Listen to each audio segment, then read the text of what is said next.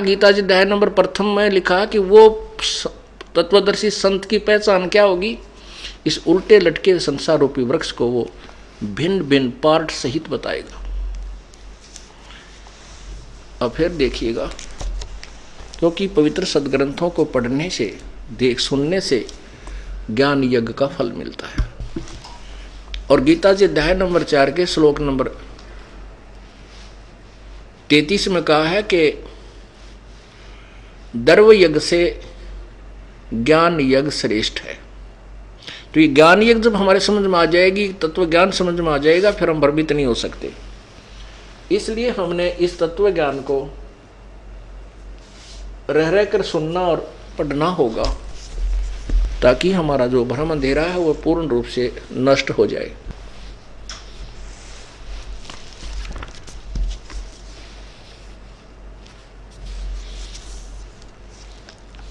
ये देखिएगा पवित्र गीता जी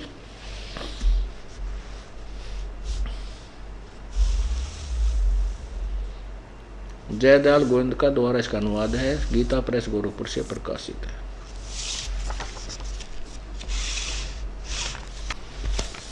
अध्याय नंबर 4 और श्लोक नंबर यहाँ 25 से प्रारंभ करते हैं। अब क्या बता रहा गीता ज्ञानदाता कि दूसरे योगी जन यानी साधक देवताओं की पूजन रूप यज्ञ का भली भांति अनुष्ठान किया करते हैं। अब यज्ञ माने देवताओं की, यज्ञ का माने पूजा का, यज्ञ माने पूजा, धार्मिक अनुष्ठान। कुछ तो देवताओं की पूजा क्या करते हैं, अन्य योगी जन ब्रह्मग्नौ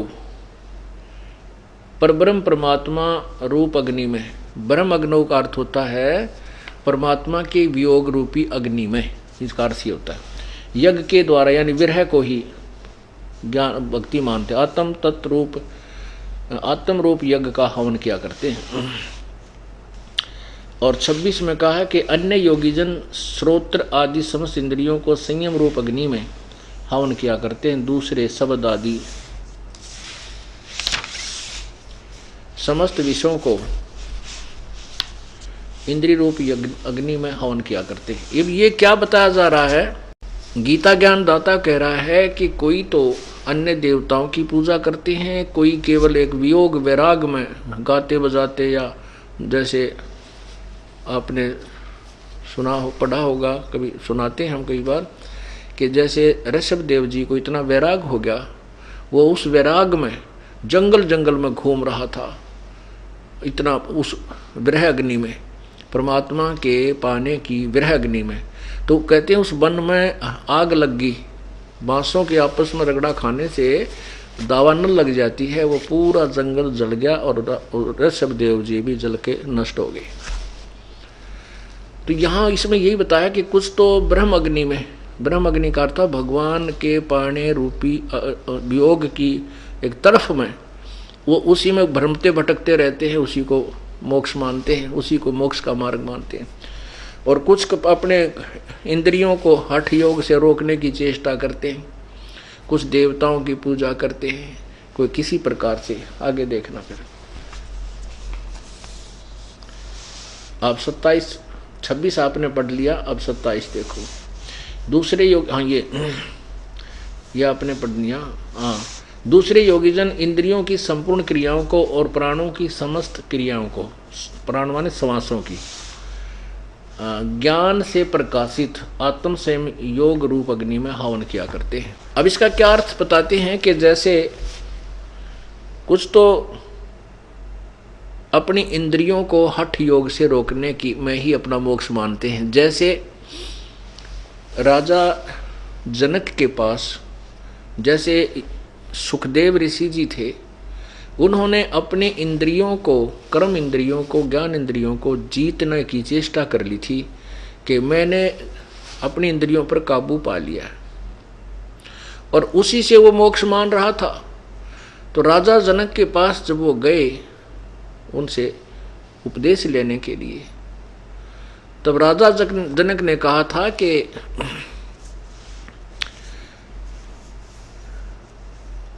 कि जनक के पुता ना उसके व्यास के पुत्र, आपने इन इंद्रियों को रोक तो लिया लेकिन अस्थायी तौर से, ये ना तो किसी की रुकी आज तक।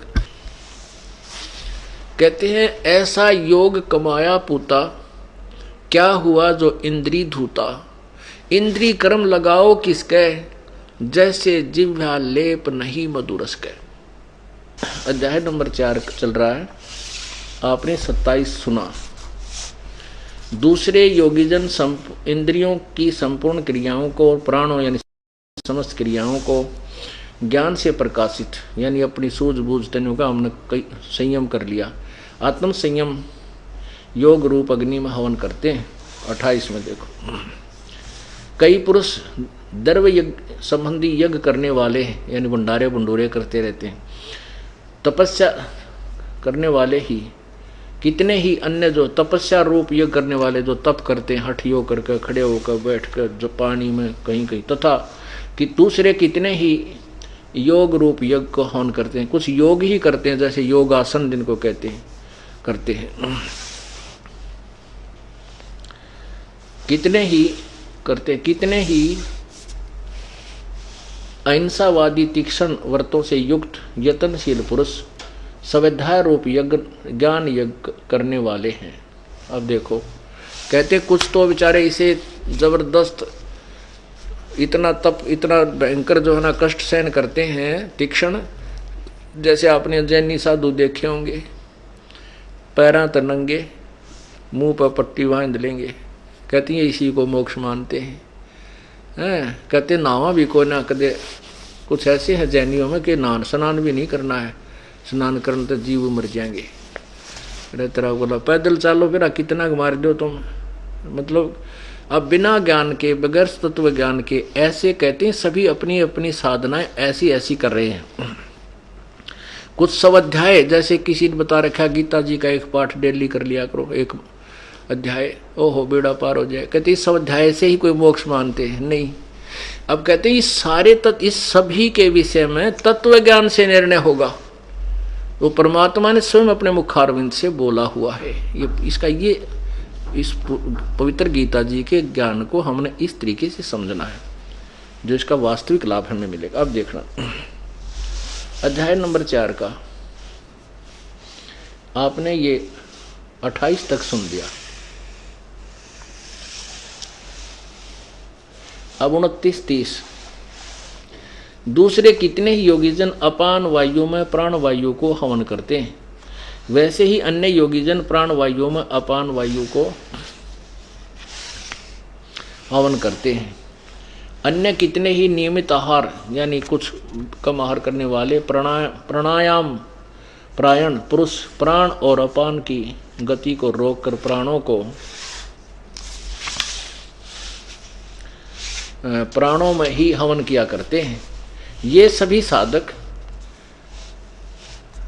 यज्ञों द्वारा पापों का नाश करने वाले यज्ञ को जानने वाले हैं। इसका वास्तविक अर्थ ये है कि ये जो साधना कर रहे हैं ना जैसी भी, वो सभी इन सभी अपनी क्रियाओं को पाप नाशक ही मानकर करते हैं कि हम अपनी क्योंकि पाप नाश होए बिना कल्याण नहीं हो सकता। तो ये कहते हैं ये सभी जो क्रियाएं कर रहे हैं ये अपनी अपनी क्रिया को जो करते हैं ऐसे वो पाप नाशक जानने वाले हैं, यानी उनको पाप नाशक जानते हैं।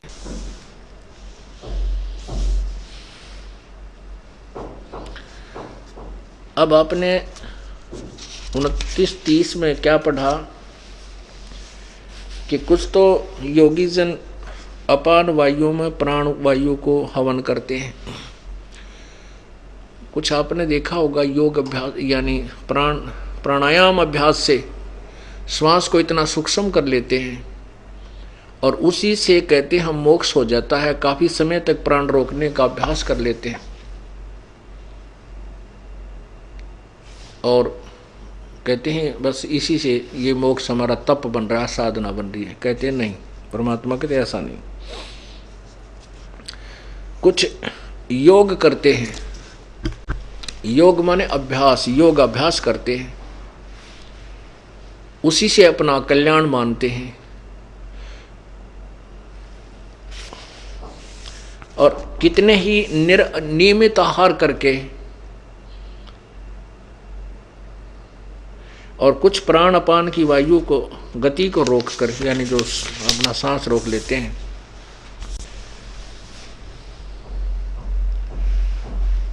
आगे बताया है कि ये वैसे तो सभी समझते हैं कि हम जो साधना कर रहे हैं वो पापनाशक, उनको पापनाशक ही जानते हैं। आगे बताया है कि हे कृष्ण, हे कुरुश्रेष्ठ अर्जुन, ये देखिएगा 31 फिर पढ़िए। हे कुरुश्रेष्ठ अर्जुन, यज्ञ से बचे हुए अमृत का अनुभव करने वाले योगीजन सनातन ब्रह्म, सनातन ब्रह्म परमात्मा को प्राप्त होते हैं। यज्ञ से बचे हुए अमृत का अनुभव करने वाले, यज्ञ करने वाले पुरुषों के लिए तो यह मनुष्य लोक भी सुखदायक नहीं है, तो फिर परलोक कैसे हो सकता है, सुखदायक हो सकता है। अब इस पॉइंट को समझने के लिए कि सनातन परब्रह्म परमात्मा को प्राप्त होते हैं कौन? यज्ञ से बचे हुए अमृत का अनुभव करने वाले। अब पुण्यात्मा, गीता जी अध्याय नंबर 3 के श्लोक नंबर 10 से लेकर के 15 तक विवरण दिया है कि प्रजापति ने, परमात्मा ने सबसे पहले प्रजा रचकर उनको कहा था तुम यज्ञ किया करो, और कहा था तुम यज्ञ करके उन्नति को प्राप्त करो, और तुम यज्ञ के द्वारा देवताओं को बढ़ाओ, और वो उन्नत हुए हैं देवता तुम्हें बिना मांगे ही लाभ दिया करेंगे। यज्ञ यानी कर्म ब्रह्म ने लगाए। ब्रह्म इस काल के लोक में हम आए तो हमने काम करना पड़ा, और ये अनुष्ठान करके अपना टाइम पास, इसे कुछ राहत लेकर के अपना गुजारा करते। लेकिन हम सतलोक में चले जाते हैं, वह नैस कर्म में हमें सिद्धि प्राप्त हो जाती है, वहाँ काम नहीं करना होता। लेकिन यहाँ हम आए काल के लोक में तो हमारे कर्म लगे, ये कर्म लगाए काल ने, ब्रह्म ने, और इस काल ब्रह्म की उत्पत्ति हुई उस परम अक्षर ब्रह्म से, यानी अक्षर ब्रह्म से, परम अक्षर ब्रह्म से, पूर्ण परमात्मा से। और वो पूर्ण परमात्मा सर्वगतम ब्रह्म, वो पूर्ण परमात्मा सर्वव्यापक वासुदेव पूर्ण परमात्मा ही यज्ञों में प्रतिष्ठित है। यज्ञों में यानी उस पूर्ण परमात्मा को इष्ट मानकर जो साधना करते हैं, वो उसको प्रतिष्ठित रख करके कि कबीर परमेश्वर पूर्ण परमात्मा के प्रति को इष्ट मानकर, तो फिर उससे जो लाभ होता है वो सभी, वो पूर्ण लाभ प्राप्त होता है, वो वास्तविक यज्ञ है। अब देखना, अब गीता जी अध्याय नंबर 4 के श्लोक नंबर 31 में कहा कि यज्ञ से बचे हुए अमृत का जो अनुभव करते हैं। अब तीसरे अध्याय का आप देखिएगा, ये 3 श्लोक आपको 4-5 श्लोक पढ़ाएंगे, क्योंकि तीसरे से कंटिन्यू आ रहा है ये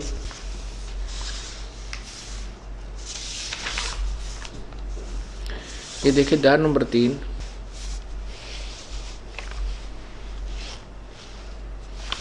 और यहां से 10 नंबर श्लोक से शुरू करते हैं। प्रजापति ब्रह्मा ने कल्प के आदि में यज्ञ सहित प्रजाओं को रचकर उनसे कहा था तुम लोग इस यज्ञ के द्वारा वृद्धि को प्राप्त हो, यह यज्ञ तुम लोगों को इच्छित भोग प्रदान करने वाला हो। अब 11वें में कहा है कि इस यज्ञ के द्वारा देवताओं को उन्नत करो, और वो देवता तुम लोगों को उन्नत करें। इस प्रकार निस्वार्थ भाव से एक दूसरे को उन्नत करते हुए तुम लोग परम कल्याण को प्राप्त हो जाओगे। आगे 12 में कहा है कि यज्ञ के द्वारा बढ़ाए हुए देवता तुम लोगों को बिना मांगे ही इच्छित भोग निश्चय ही देते रहेंगे। इस प्रकार उन देवताओं द्वारा दिए हुए भोगों को जो पुरुष उनके बिना दिए स्वयं ही भोगता, वो तो चोर ही है।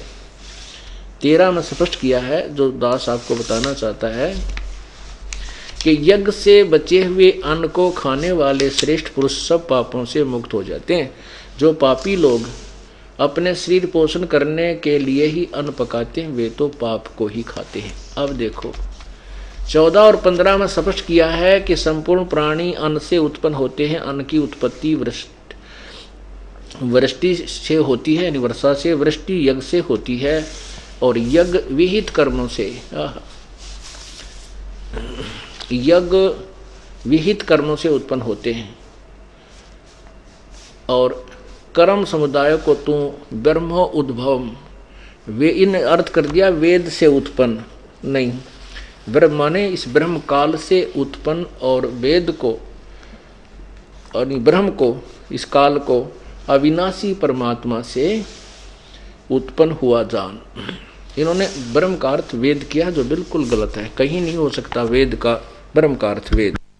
ब्रह्म परमात्मा को कहते हैं, और ब्रह्म परमात्मा को कहते हैं, और वेद परमात्मा का संविधान है। तो ऐसे राजा, एक राजा है, एक राजा का विधान है, संविधान है। तो राजा को संविधान अर्थ नहीं किया जा सकता। यदि कोई राजा का अर्थ संविधान अर्थ करता है तो अपरिचित व्यक्ति है, वो अज्ञानी है। ऐसे ब्रह्म प्रभु है, और वेद तो प्रभु का विधान है, प्रभु की वाणी है। परमात्मा अलग है, और वेदों में परमात्मा के विषय में जानकारी है, वेद परमात्मा नहीं है। तो यहां कहने का भाव है कि इन्होंने अर्थ इसलिए गलत कर दिया कि तत्व ज्ञान से अपरिचित थे। तो यहां लिखा है कि ब्रह्म की उत्पत्ति वेदों अक्षर पुरुष से हुई, अक्षर से हुई है, अक्षर पुरुष। ये देखो, कर्म समुदाय को तू यहां करो वेद से, ब्रह्म से उत्पन्न, यानी क्योंकि काल के लोक में आए तो हमने कर्म करके खाना पड़ा। सतलोक में कोई कर्म से नहीं, बल्कि परमात्मा की तरफ से हमें सब वस्तु मिलती है। तो ब्रह्म की उत्पत्ति, ब्रह्म, यहां ब्रह्म लिखना था, काल अविनाशी परमात्मा से, अक्षर सम उद्भवम, अविनाशी परमात्मा से उत्पन्न हुआ जान। इससे सिद्ध होता है कि सर्वव्यापी सर्वगतम ब्रह्म, सर्वव्यापी परम अक्षर परमात्मा सदा ही यज्ञों में प्रतिष्ठित है। ये परम अक्षर परमात्मा, यानी परम अक्षर ब्रह्म कहो, परमात्मा को परम अक्षर ब्रह्म ही यज्ञों में प्रतिष्ठित है। क्या मतलब हुआ कि जो अब ये समझना, इसको समझने के लिए आपको बार बार ये क्लास समझाया जाएगा। आप स्टूडेंट हैं, आप परमात्मा के प्राप्ति वाले विद्यालय, स्कूल, कॉलेज के यानी विश्वविद्यालय के विद्यार्थी हो। आपको रह कर ये चैप्टर रह कर ये क्लियर करना पड़ेगा दास को, कि ताकि आप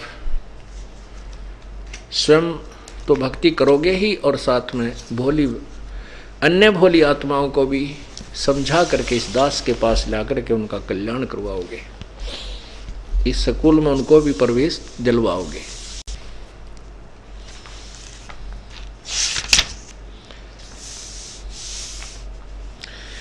अब जैसे आपने गीता जी अध्याय नंबर 3 का श्लोक 10 पढ़ा, उसमें कहा कि प्रजापति ब्रह्मा ने, वैसे तो प्रजापति का अर्थ कुछ और होता है, ये प्रजापति ब्रह्मा को मानते हैं। हम इसमें ज़्यादा पछड़े ना पड़ के अपने उस उद्देश्य को सिद्ध करते हैं। कल्प के आदि में यज्ञ सहित प्रजाओं को रचकर, यानी सब यज्ञों को अनुष्ठानों के विषय में भी बताया था, और साथ में प्रजा की रचना की। तुम लोग यज्ञ के द्वारा उन्नति को प्राप्त हो, वृद्धि को प्राप्त हो, और तुम लोगों को यह यज्ञ तुम लोगों को इच्छित भोग प्राप्त कराए। 11वें में लिखा कि यज्ञ के द्वारा देवताओं को उन्नत करो। अब आपने ये भी पढ़ा है कि उस यज्ञ में प्रतिष्ठित वो परम अक्षर ब्रह्म है, और उस परम अक्षर ब्रह्म से ही ये ब्रह्म की उत्पत्ति हुई। वो सर्वगतम ब्रह्म, वो सर्वव्यापी अक्षर ब्रह्म, यानी परम अक्षर ब्रह्म, यानी परम अक्षर परमात्मा ही यज्ञों में प्रतिष्ठित है। अब यहाँ देखिएगा कि जैसे हमने एक भक्ति रूपी पौधा लगाना है, तो ये है पूर्ण परमात्मा रूपी मूल। जैसा हमने प्रारंभ किया था, इसको कहाँ से हमने प्रारंभ किया था? 15वें गीता जी अध्याय नंबर 15 के श्लोक नंबर 1 से 4। हम इसको समझाने के लिए आपको विस्तृत विवरण बता रहे हैं कि ये एक उल्टा लटका संसार रूपी वृक्ष है।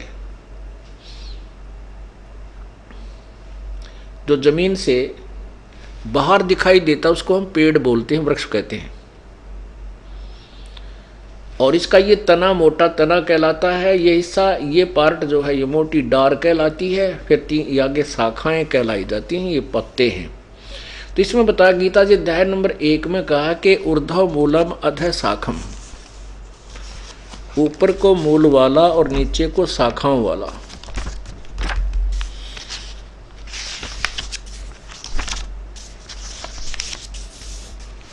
ये देखिएगा पवित्र गीता जी अथ पंचदशो अध्याय, ऊर्ध्व मूलम अधः शाखम अश्वत्थम प्राहो अवम, ये प्रथम मंत्र है।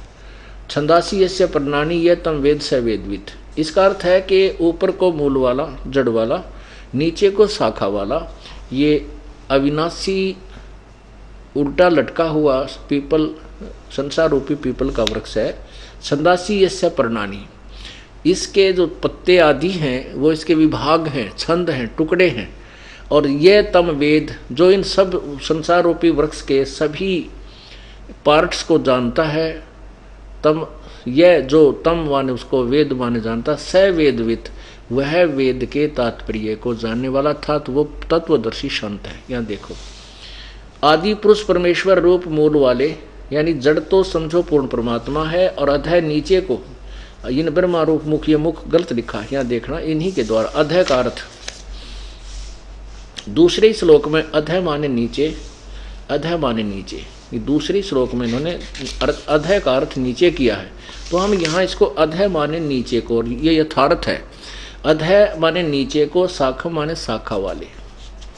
और संसार रूपी पीपल के वृक्ष को अविनाशी कहते हैं, वेद जिसके पत्ते कहे हैं, नहीं, ये इन्होंने गलत कहा है। इसका अर्थ सीधा बनता है कि जिसके पत्ते आदि जो पार्ट्स हैं वो छंद विभाग हैं, यह तम वेद। ये देखो संस्कृत मूल देखिए, छंदासी यस्य प्रणानी ये तम वेद, इन्होंने बीच में घुसेड़ दिया वेद को, नहीं, उसके पार्ट्स हैं, उसके पत्ते आदि, उसके छंद विभाग हैं, ये तम वेद, जो उसको जानता है। वेद माने जानना होता है। ये स वेदवित, वह वेद के तात्पर्य को जानने वाला है, वो तत्व ज्ञान से परिचित है। इसका ये अर्थ बनता है। पीपल रूपी वृक्ष को अविनाशी कहते हैं, जिसके वेद पत्ते कहे गए हैं। जो उस संसार रूप वृक्ष को जो पुरुष मूल सही तत्व से जानता है, स वेदवित, वह वेद के तात्पर्य को जानने वाला, अर्थात वो तत्वदर्शी संत होगा, जो इस उल्टे लटके संसार रूपी वृक्ष के पार्ट्स ऑफ ट्री के जो पूर्ण विवरण दे देगा, स वेदवित, वह तत्वदर्शी संत है। तो यहां देखिएगा, ये है परमात्मा ने स्वयं आकर के, कबीर परमेश्वर ने एक तत्व रूपी संत की भूमिका की थी। उन्होंने आज से 600 वर्ष पहले बताया था इस गीता जी के उल्टे लटके संसार रूपी वृक्ष के बारे में। अक्षर पुरुष एक पेड़ है, निरंजनवा की डार, और तीनों देवा शाखा है, ये पात्र रूप संसार। तो वो परमात्मा ही तत्वदर्शी संत की भूमिका करते हैं, उनके बिना इस ज्ञान को कोई बता भी नहीं सकता। अब यहाँ देखो नारे नारे पार्ट्स। अक्षर पुरुष एक पेड़ है, जो बाहर दिखाई देता उसको अक्षर पुरुष कहते हैं। पेड़ दिखाई, उसका अक्षर पुरुष ये पेड़ है, यानी तने से संबंधित होता है। तो ये तना तो अक्षर पुरुष यानी क्षर पुरुष है, ये अक्षर पुरुष है, ये परब्रह्म है। इससे एक मोटी डार निकली, ये ब्रह्म ज्योति निरंजन है, ब्रह्मा विष्णु महेश का पिता है। इस ब्रह्मा विष्णु यानी क्षर पुरुष से, ब्रह्म से आगे रजगुण ब्रह्मा, सतगुण विष्णु, तमगुण शिव जी रूपी शाखा है, और हम इससे आगे पात रूप में हम हैं, संसार रूपी ये पत्ते हैं। अब ये जड़ जो है ये मूल है, ये परम अक्षर ब्रह्म है, पूर्ण परमात्मा है। अब यहां पूर्ण परमात्मा से ही आहार चलता है इस वृक्ष को, तने में आया, तना से डार में यानी परब्रह्म में, परब्रह्म से ब्रह्म में, ब्रह्म से ब्रह्मा विष्णु महेश रूपी शाखाओं में, और फिर इन हमारे पास पहुंचा। अब हमने ये समझना है, जैसे इसमें बताया है कि तुम देवताओं को उन्नत करो, और वो बढ़े हुए देवता तुम्हें उन्नत करे, और साथ में ये भी कहा कि उस परम सर्वगतम ब्रह्म को यज्ञों में प्रतिष्ठित है, उसी की पूजा करोगे तो तुम्हारे शुभ संस्कार बनेंगे, तुम्हें यथार्थ भक्ति लाभ मिलेगा। वो संस्कार बन के ब्रह्मा विष्णु महेश के पास तुम्हारे अकाउंट में जमा होंगे, फिर ये ब्रह्मा विष्णु महेश तुम्हें वो शुभ संस्कार ही देंगे, अन्य कुछ नहीं दे सकते। तो हमने पूजा तो पूर्ण ब्रह्म की करनी होगी, उसके बताए अनुसार चलना होगा। उसके बाद जो संस्कार हमारे पुण्य बनेंगे जैसे भी यहाँ के, तो वो फिर ब्रह्मा विष्णु महेश के पास जाएंगे, वो आपको वर्क डन देंगे, किए हुए कर्म का फल ही देंगे। और वो कर्म कैसे बनेंगे? ये कर्म ऐसे बनेंगे। अब देखना, जैसे हम कोई भक्ति रूपी पौधा लगाना चाहते हैं, रोपना चाहते हैं, तो ये है प्रॉपर वे ऑफ प्लांटिंग। ये यथार्थ विधि है पौधा लगाने की। अब यहां हम क्या करेंगे, जैसे जड़ को मिट्टी में डालेंगे, दबाएंगे गमले में या मिट्टी में गड्ढा खोदकर, और फिर उसके उस मूल की जड़ की सिंचाई करेंगे, सेवा करेंगे, पूजा करेंगे, उसमें जल डालेंगे, खाद डालेंगे, तो वो खुराक फिर जड़ से तना में जाएगी परब्रह्म में, परब्रह्म से डार में जाएगी उस ब्रह्म में, और फिर डार से ब्रह्मा विष्णु महेश में पहुंचेगी, और फिर वो शाखा जो है वो फलों से लदबद हो जाएंगी, और फिर वो फल हमें प्राप्त होंगे। होंगे किस विधि से, ये समझना है। फिर देखिएगा, ये है यथार्थ शास्त्र अनुकूल साधना, अर्थात सीधा बीजा हुआ लगाया हुआ भक्ति रूपी पौधा। यहां हमने जड़ यानी पूर्ण परमात्मा की पूजा की, इसको प्रतिष्ठित किया। इससे आगे खुराक गई तना में, अक्षर पुरुष में अर्थात परब्रह्म में, फिर डार में, डार से इन तीनों देवता ब्रह्मा विष्णु महेश रूपी शाखाओं में, फिर इनके फल लगेंगे। और अब हम क्या कर रहे हैं, हम उल्टी साधना कर रहे हैं। हमने इस भक्ति रूपी पौधे को उल्टा बो रखा है। हमने टहनियां ब्रह्मा विष्णु महेश की तरह हमने पूजा करनी शुरू कर दी, जड़ को छोड़ दिया, हम भक्तिहीन होते जा रहे। अब हम ऐसे पूजा कर रहे हैं जो शास्त्र विधि रहित है, शास्त्र विरुद्ध साधना, अर्थात उल्टा बीजा हुआ लगाया हुआ भक्ति रूपी पौधा। तो यहां से पानी डाल रहे हैं, ये टहनियां गल गई और भक्ति रूपी पौधा हमारा सूख गया, हमें कोई लाभ नहीं हो रहा। अब हमने ना तो कोई छोड़ना है, हमने किसी, कहते हैं आपके गुरुजी तो ब्रह्मा विष्णु महेश की पूजा को मना करते हैं, और वो तो हमारे देवताओं को पूजा से मना करते हैं, वहाँ जाना ठीक नहीं। दास किसी को मना नहीं करता।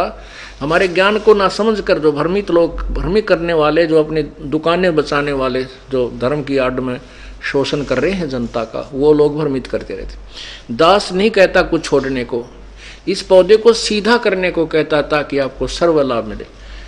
अब आप ऐसे पूजा करें, अन्य देवताओं की पूजा करते हो, और दास कहता है कि ऐसे करो बस, तो ब्रह्मा विष्णु महेश को हम कहाँ छोड़ेंगे, क्योंकि फल तो इन्होंने देना हमारे को। इन टहनियों को तोड़ने को कोई कहेगा वो मूर्ख है, उसको कोई ज्ञान नहीं। ब्रह्मा विष्णु महेश को छोड़ने की कोई कहे तो नालायक व्यक्ति है। नहीं, हम कहते हैं भक्ति रूपी पौधा सीधा करो, और फिर फल यहाँ लगेंगे। जब ये पेड़ होगा तो यज्ञों में प्रतिष्ठित पूर्ण परमात्मा है।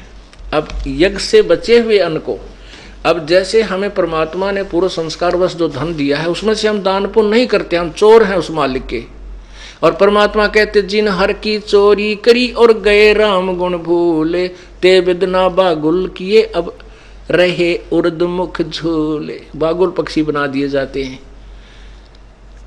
वो कहते हैं मुख से खाते हैं और मुख से ही टिट्टी करते हैं। वो बागुल पक्षी उल्टे लटके रहते हैं, ऊपर को पंजों से और नीचे को मुंह रहता है उनका, ब्राह्न माटी होती है। अर्थात महादुखी प्राणी हो जाओगे। जिन हर की चोरी करी और गए राम गुण भूल, परमात्मा की महिमा से जो अपरिचित होकर के और ये दान पुण्य करना त्याग दिया, उनकी दुर्गति होगी। अब यही ये कहना चाहते हैं अपनी पवित्र गीता जी।